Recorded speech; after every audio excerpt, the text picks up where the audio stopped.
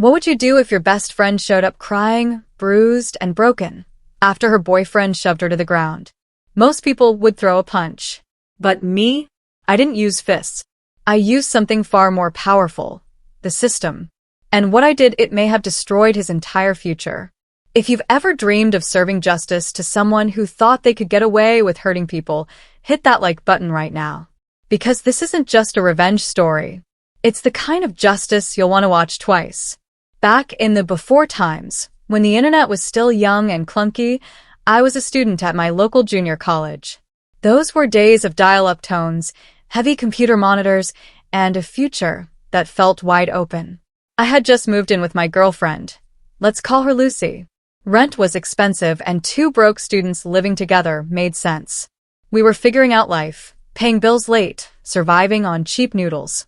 You know, the usual broke college kid lifestyle. One night, Lucy told me she'd invited a friend from one of her classes for a game night. Cool by me, I liked having people over. We also invited a couple of my buddies, and the night was surprisingly fun.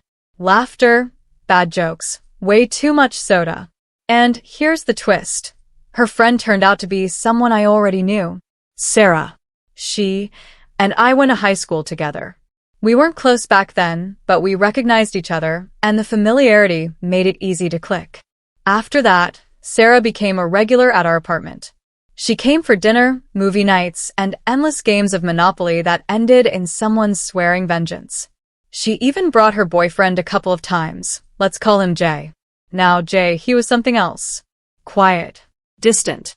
Always hovering at the edge of the group, arms crossed, eyes like he was just waiting to pounce on someone's mistake.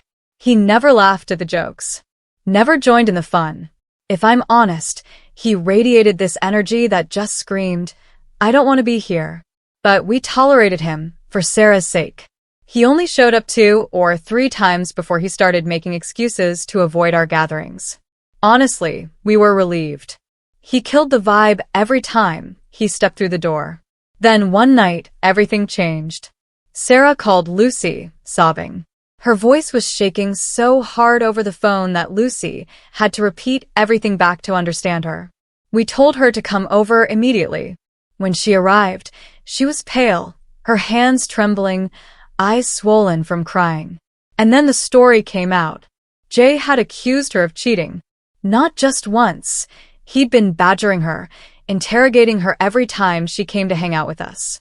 He didn't trust her. He didn't like that she spent time at our place. And that night, it boiled over. He shouted at her, calling her disgusting names. He backed her into a corner, and when she tried to walk past him, he shoved her. Her body hit a coffee table on the way down. She landed hard, leaving a bruise across her back and hip.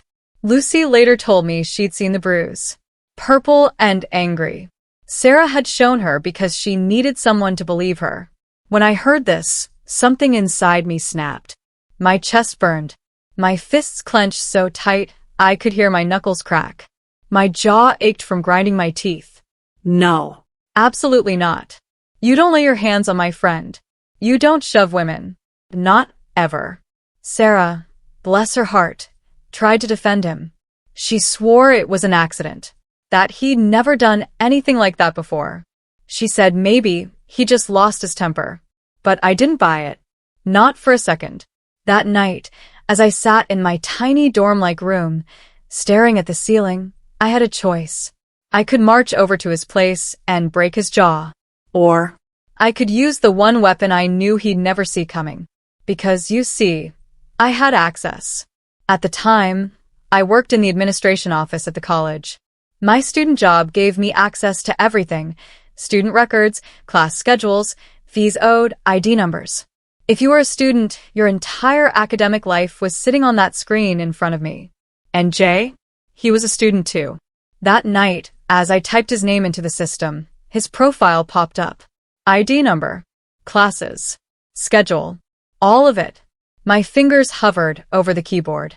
My heart was pounding so hard I could feel it in my throat. And that's when it hit me.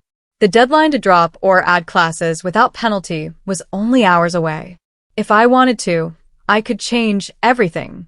So, with hands shaking but not from fear, from adrenaline, I picked up the enrollment phone, typed in his ID, and canceled every single one of his classes. Every single one. And I wasn't done. Oh no. I went back in and added every course I could find that carried an additional fee. Lab fees, material fees, you name it. He suddenly owed hundreds of dollars in extra costs. Here's the thing, if you owed the school money, you couldn't request transcripts, couldn't transfer, couldn't even prove you were enrolled. And Jay? He was a foreign student. His visa required him to be full-time. Without classes, he couldn't legally stay in the country. I set the phone down. My chest heaved. My palms were slick with sweat. I'd done it. The trap was set. The following Tuesday, Sarah had her English class. Jay was enrolled in that class too, or at least he thought he was. She told us later what happened. The classroom was full. Students packed into every desk, even a few standing because there weren't enough chairs. Jay walked in like he owned the place, sat down, pulled out his notebook. The teacher started calling roll. One by one, students answered. Then there was a pause. The teacher frowned, called his name again. Silence. Jay raised his hand. Here, he said. The teacher shook their head. You're not on my list. Jay's face twisted. What? I've been in this class all semester. I'm sorry, the teacher said, holding up the official roster. Your name isn't here. If you're not enrolled, I can't let you stay. Sarah said the room went dead silent. Dozens of eyes turned toward Jay as he argued, voice rising, face reddening. But the teacher wasn't budging. Rules were rules. Finally, humiliated, he grabbed his stuff, slammed his notebook shut, and stormed out of the room. And he never came back. Sarah never had to sit through another class with him. Later, I checked his record again. All the classes with fees had vanished, but no new ones had been added. His schedule was empty. Whether he dropped out, got kicked out, or even got sent back home, I'll never know for sure. But what I do know is this. He pushed Sarah once. He never got the chance to do it again. In one afternoon, I didn't just delete his classes. I deleted his control.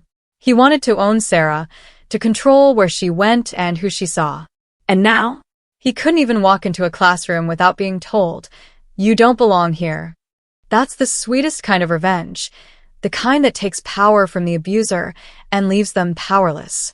Sometimes, late at night, I wonder if I went too far. Did I ruin his whole life? Did I overstep? Maybe. But then I remember Sarah's bruises, her tears, the fear in her voice.